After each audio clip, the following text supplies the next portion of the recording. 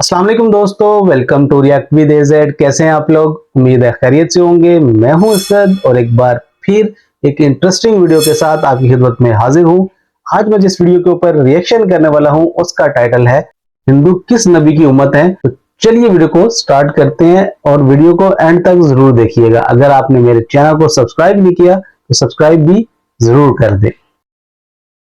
कुरान करीम की सूरह रयाद में अल्लाह ताला वाज़े तौर पर फरमाते हैं कि हमने हर कौम के अंदर नबी और डर सुनाने वाला भेजा। हदीस मुबारका से हमें पता चलता है कि पूरी दुनिया की हर एक कौम और हर एक जगह इंसानियत जहां आबाद थी 1,24,000 पैगंबर भेजे गए, लेकिन नाम से जिक्र सिर्फ और सिर्फ 25 पैगंबरों का है। क्योंकि अगर इन सब के नाम, जिंदगी और कौमों के हालात बयान होते तो ये कुरान करीम हिदायत और इबरत की किताब के बजाय तारीख की किताब ज्यादा मालूम होती, इसलिए इनका जिक्र करना जरूरी नहीं था। मगर आज हिंदू मजहब के मानने वाले लोगों का ये दावा है कि उनका हिंदू मजहब मुसलमानों की तारीख से भी हजारों साल पुराना है और न ही हिंदुस्तान की सरजमीन पर कोई नबी भेजा गया। उनके पास भी कुरान मजीद ही की तरह भगवान की तरफ से भेजी हुई किताबें वेदास की सूरत में मौजूद हैं, जिसमें किसी भी पैगंबर का कोई जिक्र मौजूद नहीं। जबकि सूरतुल अंबिया आयत 107 के अंदर अल्लाह फरमाते हैं कि हमने आपको तमाम जहानों के लिए यानी कयामत तक के इंसानों के लिए हिदायत बनाकर भेजा। मतलब है कि इसमें हिंदुस्तान की सरजमीन भी शामिल है। तो फिर हिंदू मजहब के मानने वाले इसका इनकार क्यों करते हैं? अगर उस सरजमीन पर कोई नबी वाकई ही नहीं भेजा गया तो फिर रसूल करीम सल्लल्लाहु अलैहि वसल्लम का जिक्र इन किताबों में कैसे मौजूद है? नूह अलैहिस्सलाम और उनकी कश्ती का जिक्र कैसे बयान हुआ है? हजरत ईसा अलैहिस्सलाम की वापसी का जिक्र कैसे बयान हुआ है? एक अल्लाह की इबादत का क्यों कहा गया है? अगर ये वाकई उस कौम के अंदर हिदायत के लिए आने वाले किसी नबी की तालीमात हैं जिन्हें वक्त के साथ बिगाड़ दिया गया, तो वो कौन से पैगंबर हैं? यानी सवाल ये है कि ये हिंदू किस नबी की उम्मत है। आइए इन सवालात का जवाब तारीख से जानने की कोशिश करते हैं और ऐसे हकाइक जानते हैं जो तमाम हिंदू पंडित, स्कॉलर और तारीखदान आज तक दुनिया से छुपाते हैं। हिंदू मजहब के मानने वालों का ये दावा है कि ये दुनिया का सबसे कदीम तरीन मजहब है। इतना कदीम कि जब इस्लाम या मुसलमान लफ्ज का वजूद तक ही मौजूद नहीं था, जो कि सही भी है क्योंकि कुफ्र और शिर्क की इब्तिदा उसी दिन से हो गई थी जब हजरत आदम अलैहिस्सलाम के बेटे काबिल ने हाबिल को कत्ल किया और उनसे अलग होकर कुफ्र और शिर्क के अंदर मुब्तला हो गया। हजरत इब्राहिम अलैहिस्सलाम की कौम भी बुत परस्त थी। हजरत मूसा अलैहिस्सलाम की कौम ने भी एक वक्त पर सोने के बछड़े की इबादत शुरू कर दी, यहाँ तक कि रसूल अल्लाह सल्लल्लाहु अलैहि वसल्लम के ऐलान नबूवत से कबल काबे के अंदर 360 बुत मौजूद थे, जिन्हें फतह मक्का के वक्त सहाबा कराम ने तोड़ तोड़ कर टुकड़े टुकड़े कर दिए। जिससे मालूम होता है कि बुत परस्ती तो दुनिया के पहले इंसान हजरत आदम अलैहिस्सलाम की नाफरमान औलाद के वक्त से आज तक मौजूद है, मगर इसका ताल्लुक किसी मजहब से नहीं बल्कि गुमराही से है जो कि शैतान उनसे करवाता रहा। मगर जहां तक हिंदुस्तान की सरजमीन का ताल्लुक है तो यहाँ पर उन लोगों की हिदायत के लिए यकीनन कई पैगंबर भेजे गए जिनकी कुछ तालीमात तो आज भी सही हालत में मौजूद है, मगर ज्यादातर को बिगाड़ कर उसी की वजह से बुत परस्ती और गुमराही शुरू हो चुकी है। क्योंकि उन किताबों में आज भी एक खुदा की इबादत का हुक्म दिया गया है। ये बताया गया है कि खुदा का कोई शरीक नहीं, वो एक है, उसकी कोई औलाद नहीं, मगर फिर भी उसकी कई मूर्तियां बनाकर उसके शरीक खुदा बनाकर उसकी पूजा होती है। और आज तक हिंदू मजहब के अंदर छोटे बड़े कई बिलियन बुत बनाए जा चुके हैं। हिंदू स्कॉलर्स का ये दावा है कि इस्लाम की शुरुआत आज से 1400 साल पहले हुई, मगर हिंदू मजहब इससे भी पहले दुनिया का पुराना तरीन मजहब है, इसलिए इस्लाम का हिंदुस्तान की सरजमीन से कोई ताल्लुक नहीं। मगर ये कम अक्ल इस बात को नहीं जानते कि दुनिया का पहला पैगंबर ही हिंदुस्तान की सरजमीन पर उतारा गया था। जी हाँ, हजरत आदम अलैहिस्सलाम को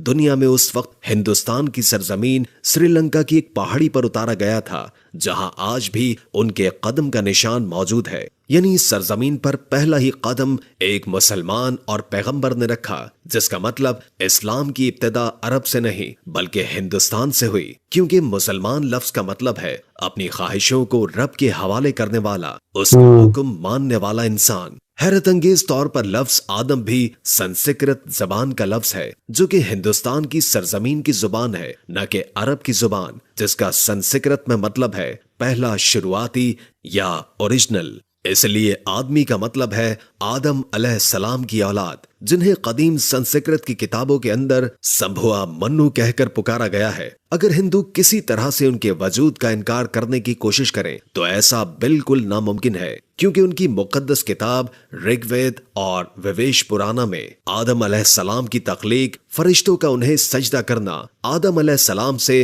हजरत हव्वा अलैहिस्सलाम की तख्लीक, शैतान का इन दोनों को बहकाकर जन्नत से निकलवाना और फिर जमीन पर उतारने का जिक्र वाज़े तौर पर मौजूद है। विवेश पुराना चैप्टर 42:7 के अंदर ये तमाम वाकयात बयान है, बिल्कुल ऐसे ही जैसे कुरान पाक की सूरह बकरा और इंजील मुकद्दस में भी। मतीस पुराना में लिखा है कि खुदा ने आदम अलैहिस्सलाम के जिस्म को 2 हिस्सों में तकसीम किया, एक को संभुआ मनु यानी आदम और दूसरे को फीमेल यानी शत्रुपाका बनाया, जिन्हें मुसलमान हजरत बीबी हव्वा अलैहिस्सलाम के नाम से जानते हैं। इसका मतलब अगर इन तीनों दुनिया की सबसे बड़ी नायाब किताबों के अंदर एक जैसी चीजें मौजूद हैं तो इनका सोर्स भी एक ही होना चाहिए, यानी एक खुदा। श्रीलंका की सरजमीन से हिंदुस्तान की सरजमीन को जोड़ने के लिए कदीम तरीन कुदरती पुल आज भी हजारों सालों से पानी के दरमियान मौजूद है, जिसका बनाना कोई इत्तेफाक नहीं है। सो इसके बाद सबसे अहम सवाल यह है कि इस हिंदू सरजमीन पर जिस पैगंबर को भेजा गया होगा, क्या उसके बारे में हमें तारीख में कोई शवाहिद या सबूत मिलते हैं? सबसे पहली बात यह है कि हिंदू नाम का कोई मजहब तारीख के अंदर कहीं पर मौजूद ही नहीं है, और न ही हिंदू मजहबी किताबों में और न ही कोई और आसमानी किताब मसलन तौरात, ज़बूर, इंजील के अंदर इसका कोई जिक्र मौजूद है। बल्कि दरिया सिंध के पास रहने वाले, सिंधु नदी के करीब रहने वाले लोग अपने इलाके की निस्बत की वजह से नाम को बिगाड़कर हिंदू कहलाए जाने लगे, जबकि असल में इनका ये मजहब संस्कृत जुबान के अंदर हिंदू नाम से नहीं, सनातन धर्म के नाम से तारीख में मौजूद है, जिसका अरबी में मतलब है मजहब पर कायम रहने वाला, जिसका बिल्कुल ऐसा ही मतलब कुरान करीम के अंदर भी मौजूद है, जहां पर इस्लाम को हमेशा बाकी रहने वाला दीन कहा गया है, यानी सनातन धर्म का मतलब भी मजहब इस्लाम है। तारीख के हवालों और मजबूत दलाइल से ये पता चलता है कि ये वैद किसी और पैगंबर पर नहीं बल्कि आदम सानी यानी हजरत नूह अलैहिस्सलाम पर उतारे गए, जिसमें उन्हें नोहा कहा गया है। वैदों में पैगंबर और अजीम शख्सियात के लिए मनु का लफ्ज कहा गया है, यानी नूह अलैहिस्सलाम को बड़े सैलाब वाला मनु कहकर बयान किया गया है, और उनकी कश्ती से लेकर सैलाब तक का तमाम तर वाकया तफसील से मौजूद है, जैसे कि कुरान की सूरह हूद में और बुक ऑफ जेनेसिस चैप्टर 7 के अंदर भी ये बयान है। वेदों में लिखा है कि जब बड़े सैलाब के बाद दुनिया फिर से आबाद होगी तो मैं उन वेदों को नाफिज करूंगा। और भावेश पुराना चैप्टर 42:7 के अंदर नूह अलैहिस्सलाम के तूफान के बारे में बयान किया गया है, और ये भी कि उस मनु को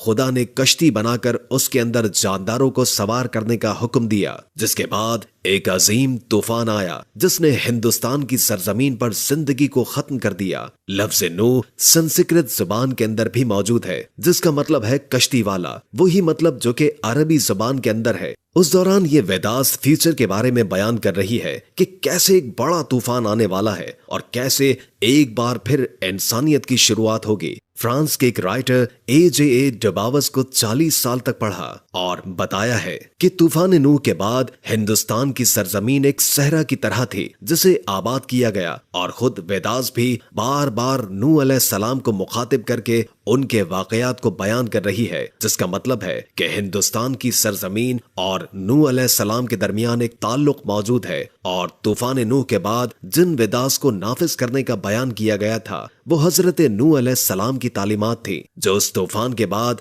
हिंदू सरजमीन पर उनके एक बेटे की नस्ल से आगे फैलना शुरू हुई। उसके बाद उस कौम ने गुमराह होकर बुत परस्ती करना शुरू कर दी, क्योंकि तारीख के हवालों से हमें यह पता चलता है कि नूह अलैहिस्सलाम की कौम के जैसे देवी देवताओं की पूजा करने का तसव्वुर दुनिया में कहीं और मौजूद नहीं था। कुरान करीम में नूह अलैहिस्सलाम की कौम को साबी कहा गया है, جو کہ عراق کی سرزمین کو کہتے ہیں، جہاں پر صرف حضرت ابراہیم علیہ السلام پیدا ہوئے، جن کی قوم یہی مشرک تھی، جنہوں نے نوح علیہ السلام اور ان کے درمیان آنے والے تمام انبیاء کی تعلیمات کو یا تو بدل دیا تھا یا پھر بھلا دیا تھا اور انہی کی پوجا کرتی تھی۔ اس کے علاوہ یہ فرشتوں کی عبادت کیا کرتے تھے، اس لیے خدا کے ساتھ ساتھ فرشتوں کی مورتیاں بھی بنا کر انہیں بھی خدا کا درجہ دینا شروع کر دیا، بالکل ایسے ہی جیسے ہر بڑے کام پر اللہ نے فرشتے مقرر کیے ہیں اور وہ ہر بڑے کام پر اللہ کی طرف سے پابند ہیں۔ اسی طرح ان لوگوں نے ہر کام کروانے کے لیے ایک الگ الگ خدا مورتیوں کی صورت میں بنا دیا۔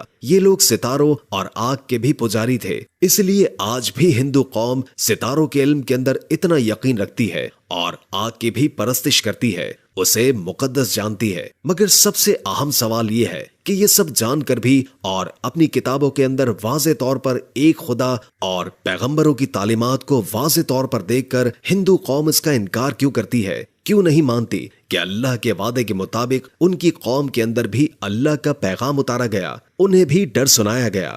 اس بات کو سمجھنے کے لیے آپ کو صحیح بخاری کی ایک حدیث مبارکہ کے بارے میں جاننا ہوگا، جو کہ حضرت ابو سعید خدری رضی اللہ تعالی عنہ سے روایت ہے کہ رسول کریم صلی اللہ علیہ وسلم نے فرمایا کہ قیامت کے دن حضرت نوح علیہ السلام اور ان کی قوم کو بلایا جائے گا اور اللہ تعالیٰ نوح علیہ السلام سے یہ سوال کریں گے کہ کیا آپ نے اپنی قوم تک میرا پیغام پہنچا دیا تھا؟ حضرت نوح علیہ السلام فرمائیں گے کہ بے شک میرے مالک۔ اس کے بعد نوح علیہ السلام کی قوم سے پوچھا جائے گا کہ کیا نوح نے میرا حکم تم تک پہنچا دیا تھا؟ یہ لوگ انکار کریں گے، نہیں، ہمارے پاس کوئی بھی ڈر سنانے والا نہیں آیا، ہمیں آپ کا کوئی پیغام نہیں ملا۔ اللہ تعالیٰ نوح علیہ السلام سے فرمائیں گے کہ آپ کا گواہ کون ہے؟ وہ فرمائیں گے کہ حضرت محمد مصطفیٰ صلی اللہ علیہ وسلم اور ان کی امت۔ پھر تم لوگوں کو پیش کیا جائے گا اور تم لوگ گواہی دینا کہ نوح علیہ السلام نے اپنا پیغام یا اللہ کا پیغام پہنچا دیا تھا،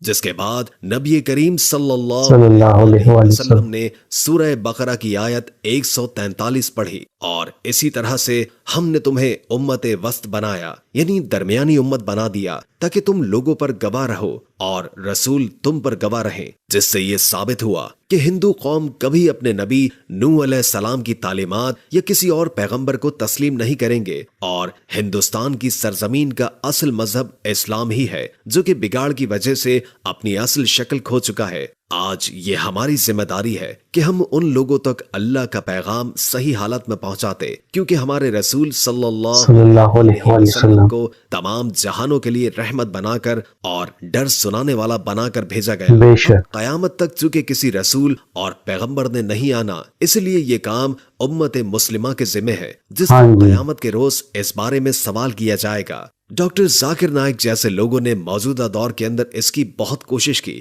اور کافی حد تک اپنی تحقیق سے لوگوں کو اللہ کے اذن سے مسلمان کیا، انہیں لاجیکل طور پر حقیقت پہنچانے میں کامیاب رہے۔ مگر افسوس، ہمارے ملک پاکستان میں فرقہ واریت سے بھرا دین اس انداز میں موجود ہے، جو کہ ہم پوری دنیا میں تبلیغ کے طور پر پیش کرنے کے قابل نہیں ہیں، کیونکہ آج کا مسلمان تحقیق کے معاملے میں اور علمی میدان میں دنیا سے بہت پیچھے رہ چکا ہے۔ اللہ تعالی ہمیں سمجھنے کی اور عمل پیرا رہنے کی توفیق عطا فرمائے، آمین ثم آمین۔ دوستو، ہم امید کرتے ہیں کہ آپ کو ہماری آج کی یہ ویڈیو ضرور پسند آئی ہوگی۔ اگر ویڈیو اچھی لگی ہو تو لائک کر کے ہمارے چینل کو سبسکرائب کر دیجئے اور کامنٹ کر کے اپنی آراء سے بھی آگاہ کیجئے اور بیل آئیکن کو کلک کر دیں تاکہ ہماری نئی آنے والی ویڈیوز کا آپ کو پتہ چلتا رہے۔ اگر زندگی رہی تو ایک اور ویڈیو کے ساتھ انشاءاللہ حاضر ہوں گے۔ ابھی ہمیں اجازت دیجئے، اللہ حافظ۔ آج کی ویڈیو بہت انٹرسٹنگ تھی، بہت زیادہ انفارمیٹیو تھی۔ ہندو مذہب کو فالو کرنے والوں کا یہی ماننا ہے کہ ان کی طرف نہ تو کوئی نبی بھیجا گیا، ان کا جو مذہب ہے وہ سب سے پرانا ہے۔ تو اس ویڈیو کے اندر انہوں نے ہندوازم کی پوری ڈیٹیل بتائی، کیسے یہ مذہب وجود کے اندر آیا، کیونکہ اللہ تعالیٰ نے 1,24,000 کم و بیش پیغمبر دنیا میں بھیجے جو اللہ کا پیغام لوگوں تک لے کے آئے، اور ہر قوم کی طرف اللہ تعالیٰ نے نبی اور ڈر سنانے والا بھیجا ہے۔ امید ہے یہ ویڈیو آپ کو انفارمیٹیو اور اچھی لگی ہوگی، تو ویڈیو کو لائک کیجئے گا، شیئر کیجئے گا، چینل کو سبسکرائب ضرور کیجئے گا۔ مجھے دے اجازت، ملتے ہیں ایک اور انٹرسٹنگ ویڈیو کے ساتھ، تب تک کے لیے اپنا خیال رکھیے گا، اللہ حافظ۔